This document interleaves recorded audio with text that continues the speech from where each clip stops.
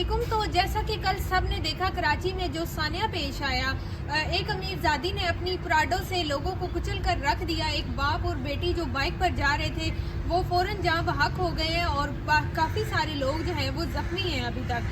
अब ये बताया जाए कि क्या इस लड़की का नाम भी ECL में डाला जाएगा, क्या इसका भी ट्रायल होगा या फिर ये अमीरजादी है तो इसको बख्श दिया जाएगा, इसको छोड़ दिया जाएगा। अब ऊपर से हीले बहाने शुरू हो गए हैं कि लड़की जो है उसका साइकोलॉजिकली उसको प्रॉब्लम्स हैं तो उसका काफ़ी ट्रीटमेंट्स चल रहे हैं तो उसको ज़मानत दी जाए, लेकिन ज़मानत तो नहीं मिली।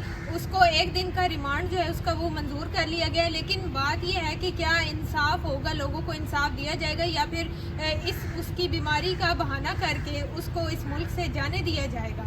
क्योंकि जब दूसरी तरफ हम देखते हैं कि पाकिस्तान के जो हालात चल रहे हैं, सियासी हालात पे ही अगर हम नज़र डालें तो जो लोगों की जबरी गुमशुदगियाँ हो रही हैं वहाँ पर तो पता ही नहीं चलता कि बंदा पकड़ा है किधर गायब हुआ है।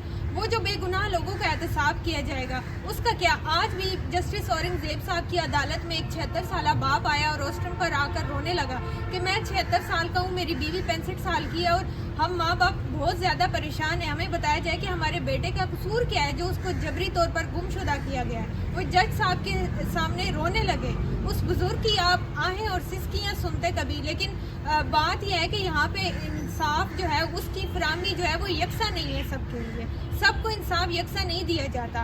अब क्या जो इतने बेगुनाह लोगों को कुचला गया है कल, क्या उसका भी इसी तरह से ट्रायल किया जाएगा? क्या उसको भी इसी तरह से सजा दी जाएगी या सिर्फ ये जो रूल है ये सिर्फ बेगुनाह लोगों पर ही लागू होता है? पार्टी कोई भी हो, उसका ताल्लुक किसी भी पार्टी से हो, लेकिन इस तरह किसी को जबरी गुमशुदा करना और फिर उसके जो चाहने वाले उनके जो अपने हैं उनको किस चीज़ की सज़ा मिल रही है?